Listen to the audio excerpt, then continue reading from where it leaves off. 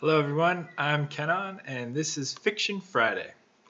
So, this week we're going to be talking about show and tell. Not the fun kindergarten one, but in terms of the maxim show, don't tell, which is a bit of a pet peeve of mine. We're going to be doing show and tell. So, I'll start with kind of a quick breakdown of an easy way to think about show and tell. I'm going to touch on show briefly, and then I'm going to go into kind of my little spiel about show, don't tell, and why it's problematic. Then I'm going to talk a little bit about tell, and then I'm going to wrap up with a couple examples of show and tell working together quite well. And I'll post in the comments below. I'm going to do some more writing exercises, and you're welcome to comment with any questions or comments you have below, and I'll do my best to respond to them in a timely manner. But here we go. So show and tell can be thought of in pretty basic terms. Unfortunately, a lot of the ways that we consider it is with regard to the sort of advice show, don't tell. And this really relegates tell to whatever the opposite of show is defined as. But more basically, you can think of show and tell in a couple of different dichotomies where they're not quite opposites, but sometimes they line up that way. The easiest one is scene versus summary. So scene is anything in scene. So quotated dialogue is in scene. Those are quotations. And then, anything where it's like John came downstairs and rummaged through the closet and pulled out his sneakers, his old sneakers, and laced them up and opened the door and walked outside and went for a jog throughout the neighborhood. That's scene. It's a bad scene, but it's scene. And then summary is instead something more along the lines of John went for a run in the afternoon and then took a nap. That's summary, nice and easy. Summary is like summarized dialogue, so that would be more tell, where you would say something along the lines of, I went to the bank and the teller said that my bank account was low. That's not in scene, that's reported kind of dialogue, it's summary. So those are show and tell in terms like scene and summary. There's also a good way to think about show and tell. Show is more sensory details, where it's accessing the five senses, sight, sound, taste, feel, smell. Those are the five. Yeah. And then summary or tell is more about the sort of internal speculations of characters. It's sort of their internal lives. It's sometimes their judgments, sometimes their opinions, sometimes their emotions, but it's their sort of responses, their internal responses to these sensory or external stimuli. Their external responses would also be show because those are observable. So their external responses are part of show, but their internal responses to the external stimuli are part of tell. So kind of a way to think about that is very concrete versus abstract. But that's not the most productive way to think about show and tell. But to sort of define them by their nature, or to sort of be able to see them in action a little bit, just kind of real quick, because of the nature of show, the way it's very much observational, it really lends itself to the dispassionate first-person narrative. So the point of view that we were talking about last week, the first-person point of view, a dispassionate one, is very much show. A lot of the prose is going to be very much observational. I think of people like Elif Batuman does this. She's very observational with her novel The Idiot. And then there's also sort of the observable third, or the objective third, like we were talking about last week. That's going to lend itself to show a lot more. Ernest Hemingway's Hills for White Elephants, that was show through and through. There was practically no telling. Anytime there was summarized dialogue, that was about it. But otherwise, that was show. And then sort of a little bit on the opposite end of the spectrum, tell is going to lend itself more naturally to distant thirds. So like big religious works are very distant third and they're very tell, um, as well as close third person. So anything where the narrator is probably not a character.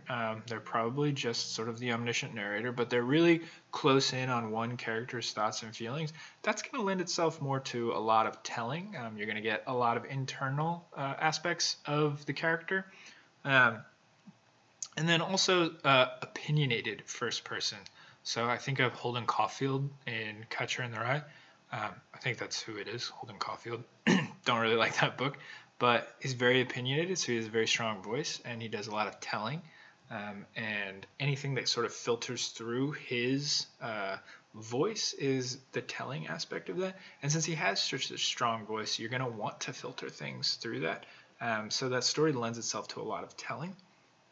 I don't remember it super well, so I'm not sure if there's a lot of telling in it or not, but I would imagine that there is more telling than you would think. So that's kind of an easy way to sort of quickly think about what show and tell are in connection to each other, in relation to one another. And to speak really briefly on show, I don't want to kind of bog down in show just because there's so much out there, and it's really readily available. It's really easy to access on the internet. You just search show writing. You're going to get a million hits for like show, don't tell, and I highly recommend not looking at anything like that. But anything where it breaks down how really active verbs, things like that, really active language, really sensory language works, those are going to be a much better guide for you. So I'm not going to really hit on show, but to touch on three kind of important things to know about show, I'm going to talk about that real quick. So there's a good way to think of what show is, and that's sort of the details. John Gardner in The Art of Fiction calls details proofs, and they must be specific, concrete, and definitive. But just having details doesn't really mean anything, and it becomes sort of a police sketch if they're not meaningful details. So that's sort of the really important first takeaway is it's good to have details, but you don't want it to be a police sketch. You want it to be, and I've got a quote here from John Gardner. Well, it's a quote in a book. So this book is quoting John Gardner in his Art of Fiction. Just a moment. Okay, so he says, the novelist gives us details about the streets, stores, weathers, politics, and concerns of Cleveland or wherever the setting is, in such detail about the looks, gestures, and experiences of his characters that we cannot help believing that the story he tells us must be true. So that is a good way to think about how show works. It's not so much the details themselves, but a way to use the details to make the story feel true. So, just saying like he was a broad-shouldered, tall, blonde, handsome man. That doesn't make anything like truer than anything else. That's just a police sketch. So that's one important thing about show. A great way to sort of show is a great way to avoid instructing the reader how to interpret everything. So what that means is it's a really great way to avoid making the reader feel like you think they're stupid. So show works best as a way to sort of have the reader intuit what you mean. Show really lends itself to subtle and sort of interpretation on the reader's part. They become an active member of the story. They are where literature occurs. And show does a really good job of that. Tell can fall into the pitfalls of instructing the reader how to feel, but that's not what tell is. It just can more easily fall into it. It's more natural for tell to do this, whereas show is really hard to actually do that. So show is a great way to avoid instructing the reader and making them feel stupid. And then an easy thing to think about while writing, sort of a quick tip for when you're writing, a really easy way to make sure that your show is firing on all cylinders, is just considering filters. And so filters is kind of what that means when you're describing a scene and a character around the scene or the scene through the character. Um, let's take, for example, a character at a window watching stuff happen. If the character goes up to the window and, you can say in first person, I went up to the window, or you can say in third person, Bob went up to the window, and Bob watched out the window as two policemen got out of a car, and he saw them arrest a guy and take him away.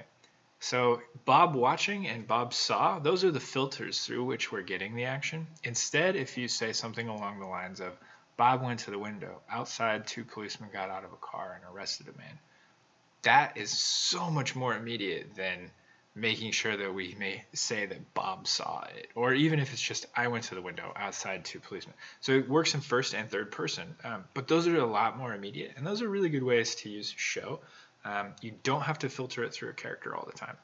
Filtering it through a character is generally how you do more tell, and there are strengths for that. It's just when you're describing an action, it works a lot better with show.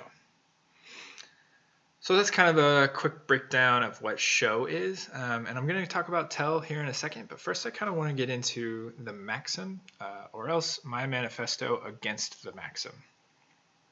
So everyone's pretty familiar with the phrase that's attributed to Chekhov, but it's really sort of more of a breakdown or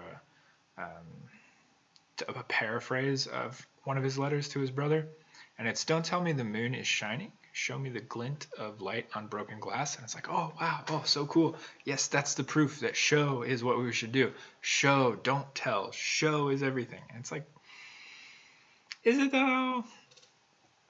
So show, don't tell is the mantra of contemporary short story writing. I heard it day in and day out in my MFA. And because of this dictum, there's a connotation that a story should be shown instead of told. Well, that's not the connotation, that's what it says. And that anything not achieving this is incorrect, which forces some dangerous logic. That means that show sets up as the observable truth and action. But what this dichotomy means and forces upon the young writer to assume is that tell is the realm of opinions, assumptions, and inaction. And while it's true that tell more readily accesses opinions and assumptions, it is the complete opposite of inaction. It's actually so much action that it gets summarized and told faster. So it's like an influx of action, where show is actually more of a breakdown of action. It's a sitting and stewing with the details. So it is also showing more action, but it's also showing a lot of just objects or things or smells sitting there. And we don't really think of it that way, which is sort of interesting. But this dictum also then sort of forces the reader to think that tell is considered dull, lazy, prescriptive, and forceful, that it's instructive to the reader, which is just not true. My working definition of tell is that it's not instructive at all. It's just a relay. And you can take that how you want, and you can have your own definition for tell, but I don't see tell as whatever the opposite of show is, which is what this dictum enforces.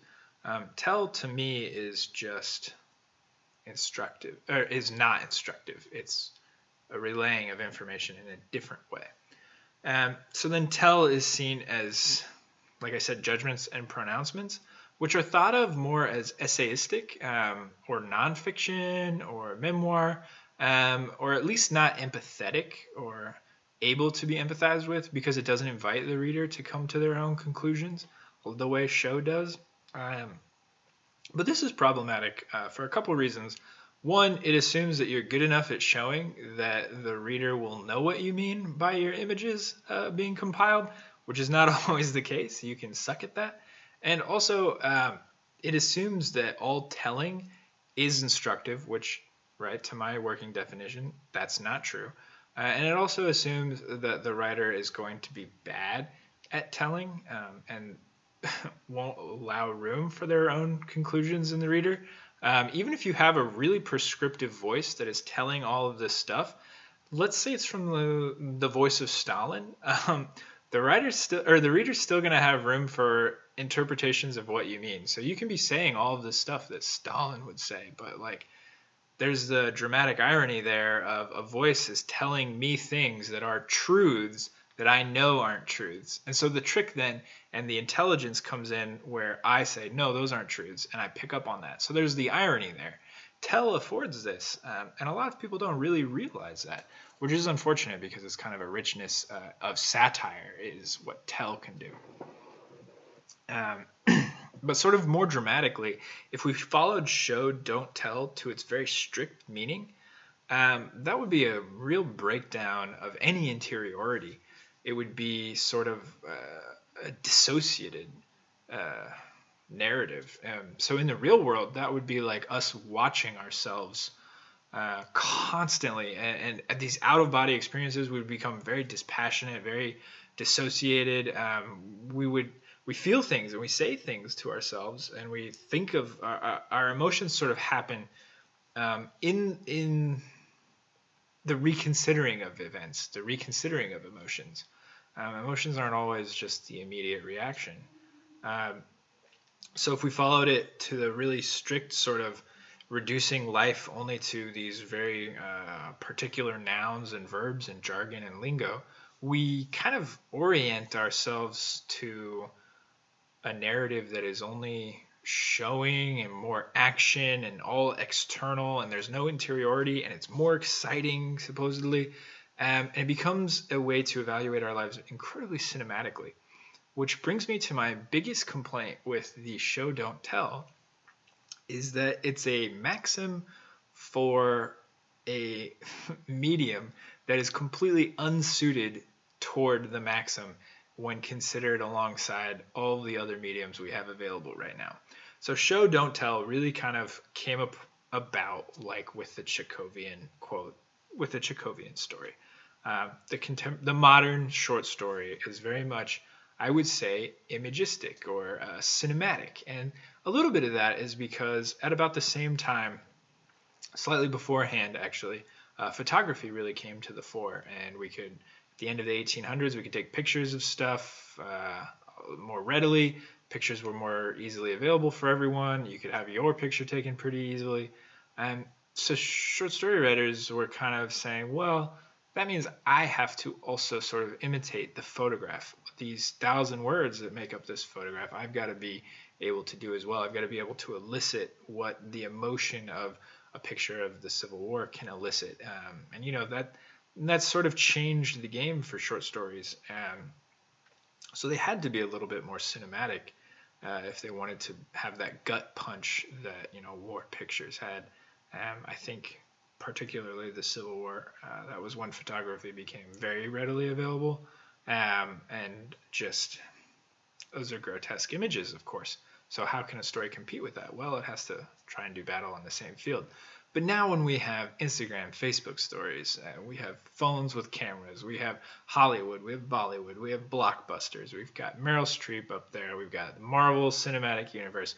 All of these things are working very cinematically, and that's their magic. They convey the image immediately in real time as an image, whereas writing is trying to compete with that by going toe-to-toe cinematically, at least as this dictum would have us believe, when instead the magic of writing is in telling, because it has what none of the other mediums that I've said has. It has the interiority. It has the magic of oration. It has the dust of I don't know, telling, for lack of anything coming to me at the moment. But it's the niche, it's the medium that's set up best to handle interiority. You know, we might see Meryl Streep saying all of these sad or all of these poignant, powerful things, and her face is all, you know, contorted into these powerful and passionate moments.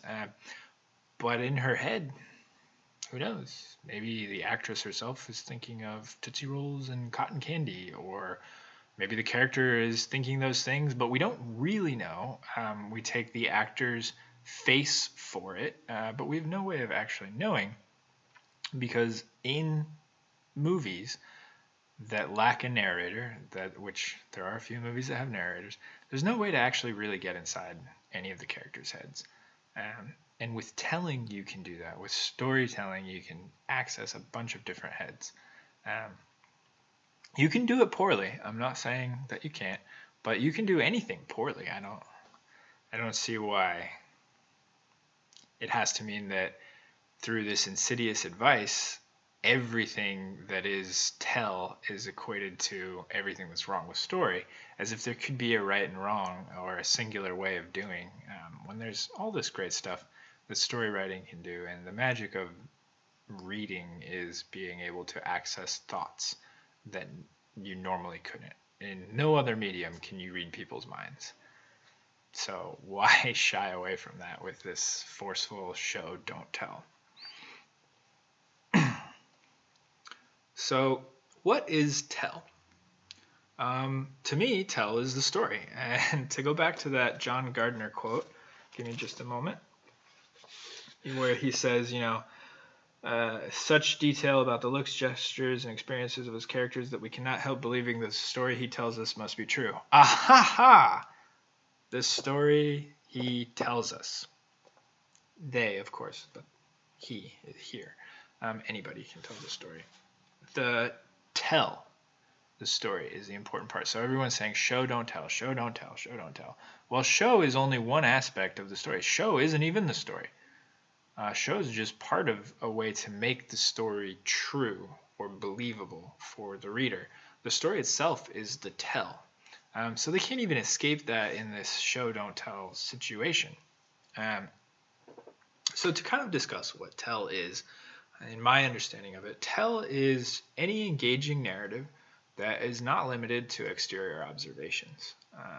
So what that means is you can traverse time, space, and minds. Tell is idiosyncratic of the speaker also. So we think about voice a lot, and I should do a video about voice because voice is very important, but tell is a good aspect of voice. Or a good way to implement tell is through voice, I should say. Voice is whoever the teller of the story is, and that can be a character, that can be a narrator, or that can be the gods, or that can be, well, that's about it. In one form or another, those are the ways to do it. But each speaker has their own particular voice. And what makes tell really interesting is when you have a very interesting voice for a speaker. Tell also, like I said, affords development of time and space, but also it affords the development of all characters, not just the one who's telling the story through the show. And it also develops them all at once rather than one at a time or through images. And it can also develop all the scenes simultaneously in the settings. So this is economical and actually very precise. So we think of it as dealing with the abstract and the emotional. And this is true, but it does it very precisely because of its economy of language. It gets through stuff a lot faster than showing does. Telling is an easy and quick way, and I think one of the best writers who implements tell very well is Alice Munro. Any of her short stories has a lot of really great tell in it. It also has incredibly good show, but that's because you need both. A good story is both. It's not one over the other. And to sort of reiterate, tell is not instruction. Tell is not me saying to the reader what to think and what to feel. Tell is me saying to the readers what others are thinking and feeling. And that can come off as forcing the reader into a situation. But if you do it well, they're going to be able to develop their own thoughts about these things. And that's through both images that you can get with show, but also tell. And I have some examples that I'll use in a moment. But so a good way to think about how tell works in the wild, or how to spot tell. And there's some easy ways, one of which is any situation where space and time traveled easily, it's likely tell. So I highly recommend that you use it similarly. If you want to get through stuff quickly, tell is the way to go. But tell also works very well as a way to expand upon an image or to offer up a jarring juxtaposition to an image. So if we get this really grisly image of a murder or something, and then we sort of get really quick summarized or reported dialogue and moving on, and people don't really sit with it, that's one way to handle a situation. That's very much a juxtaposition to the grisliness. And that would mean one thing, and that is leaning a little bit more towards show, but it is technically tell because you're not showing in scene. And then also tell, you can sit and stew with this grisly murder, and you can sort of have the character interiority with regard to the murder, just by example. But there's a good way to use the image as the jumping off point for tell. So you can hit with show and then tell, or you can have some tell and then bam, a really good show, and then some tell that sort of dives into that. It allows you to sit and stew on a response for a moment. But show and tell should always work in tandem. I don't think a good story can be all show or all tell. It just doesn't work for me. If everything is all images, no one image stands out very easily. And if everything is all tell, you don't have that gut punch that show really affords you with a really solid image. So let me use an example here I have from Yaa Gyasi's Homecoming, I think? No, Homegoing. And this is after a group of miners have gone on strike. It took 6 more months of striking for the bosses to give in. They would all be paid 50 cents more. The running boy was the only one to die in the struggle.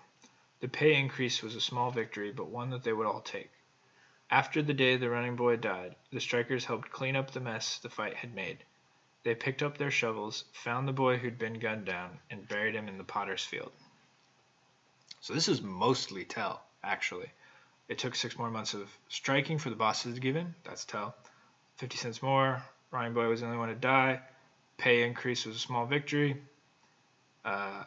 That's all tell. Then after the day the running boy died, the strikers helped clean up the mess. They picked up their shovels. That's a good image. Found the boy who'd been gunned down.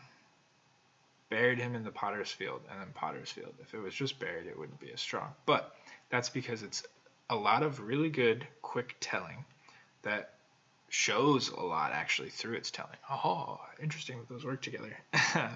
And then has those images, that really quick picking up the shovel, and that makes it real, right? That makes it the truth. So those are the details that I think John Gardner is talking about, but that he gets obsessed with to neglect tell. But you definitely need both. They work really well together. So good show and good tell have more in common than you might think, actually. They both rely on arresting language and refreshing juxtapositions and comparisons, but most importantly, they're both insightful. So as we saw with that example, we got a lot of information from both the images and the very few images and the pretty sparse, quick telling. But I have an example here from my own writing. It's a little bit longer than that one. I think it does both pretty well, not to be uncouth and do that thing where you share your own writing, but I'm going to share my own writing. So this is from a story, Mule Brigade. It was published a little while ago. It's about a group of Turkish soldiers out in the east of Turkey hunting down mules because they have been part of a smuggling operation out there for terrorists, supposedly. Disappointed in us again, Sergeant Ali takes his handgun from his hip and fires into the flank of a nearby mule until the gun is empty, and he reloads and empties it all into the dead mule again so that we get the idea, so that we follow suit. And I don't want to, but everyone will notice, so I fire a few bursts from the MG off to the side, high so no one will see I am missing. Sergeant Ali tells us to go nuts, to have fun with it, to shoot like they were the devil's own. And I guess it makes sense to the others. They tell you that if it weren't for us, Turkey would be a dangerous country, and you believe them. And then they tell you what a Kurd is, how they are not Turks, they don't want to be, and that having this many Kurds is dangerous. Then they show you videos of PKK attacks, of bus bombings, kidnappings, assassinations, and you go along with it. It makes sense. They are dangerous. They do want to kill you. Then they say to round up families. Collateral is important, but you know that by now. They hardly need to tell you. They say the PKK is strong because of smuggling, because they terrorize and extort the East. But then they put you in a jeep and drive you to a village full of old men and women and say none of it's enough. Now we have to kill these mules because they too are dangerous. Do not be deceived. They are threats to the state, they are accessories to treason, and their trials will be quick, their executions summary. So you drag the mules by rope to this pen, and you pull the trigger, and most of them don't even move. They just look toward the boom of gunfire with those eyes, black and round as cherry pits stuck into the sides of their faces. And only now am I asking myself what dots weren't connected along the way. But what am I going to do? So I think that's a really good example of, not to toot my own horn, but of a lot of tell, actually. So, it's the tell of the situation with the soldier becoming indoctrinated. That's all tell. None of that's shown. And it's actually past tense also, and that's why tell works so well for it. So we get a lot of that, and then the really quick images, the village of old men and women. We get the cherry pits, black and round, or their eyes black and round as cherry pits stuck into the side of the faces. We get bullets entering the flanks of the beasts. So these are really kind of like pops of images that make it very, very real. That make the abstraction of the indoctrination very real, which I think pays off then in the disillusionment. Because you have all this indoctrination, which is all in tell, and then the opposite of it is the images. So everything that this soldier has come to understand is proved as not true to him. Everything that they've told him is proved as not true through these quick little images that are in opposition to the telling, the indoctrination. And that's actually how they work really well in tandem, show and tell. Just as a example, not to toot my own horn. So lastly, just to really kind of quick hit on how to implement this in your own writing, or how to think about this in your own writing as you sort of combat the overbearing show don't tell with show and tell. Show often comes naturally in the revision process. Sort of the more time we spend looking at an object, the more the world is reflected in it. So the more time you spend sitting with your images, the more time you spend sitting with your actions, your very concrete descriptions, the more time that they flesh out in your conscious, and the more time that they flesh out in your writing. With more and more revisions, you kind of add a little bit, you take a little bit away. They feel more real, they feel more distinct. And that's pretty natural because we're sort of inclined to look for that, especially with the overbearing show don't tell. We're always looking for that. What's the good image? What's the great objective correlative? But tell sort of tends to naturally lend itself to being smoothed out during the revision process. Tell is a lot more about voice. It's a lot more about sort of the oration of the speaker and their idiosyncrasies. So that part tends to get smoothed out because it's harder to re-inhabit voice each time, rather than an image keeps getting sharper and sharper. A voice can get sharper and sharper in your mind, in your understanding, but it's really more whimsical. Not that, that's really helpful for writing, but it's true. Especially for me, it's harder for me to re-inhabit a voice for longer and longer periods of time, especially if I have long breaks between them. So I'll tend to take the extremes of that voice, the extremes of that idiosyncrasy, and sort of remove them because of a lack of confidence in that. And especially with young writers, there's that lack of confidence in an extreme voice. There's sort of a sense that because of show, don't tell, we need a slightly more objective voice, not a lot of opinions. And that really smooths out the voice, unfortunately. And so you lose a lot of the cool stuff with tell. So when you're doing your own writing, it's really more in revision that these two things occur. You can look for it as you write. Like I said with the filters earlier, that's something you can do immediately while you're writing, but it's more in the revision don't think so much about show because you're naturally inclined to work on it, and think a lot about tell. Think a lot about that voice. Think a lot about the way it sounds, the idioms it uses, the metaphors, and that's going to be how the really interesting aspects of tell come across. You're going to get interesting idioms and metaphors in your images as well, but in tell, you got to really focus on making sure that you don't thin it out, you don't add too much water to that sauce, because then you kind of lose the magic of it. Remember, writing is the medium where telling is the only thing you can do. That's not true. Remember, writing is the only medium where telling is accessible. Barring some very strange movies where they have narrators, writing is the niche for telling. So that's all I have for you guys this week.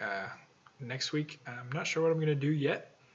Maybe it'll be voice, maybe it'll be characters, maybe it'll be dialogue. I'm not sure. I hope you enjoyed this. It's really more about tell, not show. But it's definitely anti-show, don't tell. And I hope you guys take that to heart because I think it's a dangerous maxim that we sort of force upon people. It's not fun. But if you have any questions, go ahead and comment them below. I'll do my best to answer them swiftly. I'm going to go ahead and post the writing exercises below. And I look forward to seeing what you guys are writing. Don't be afraid. Go ahead and comment. It's more about just support, not really critique here. So I'm looking forward to seeing what you guys are doing. Thanks.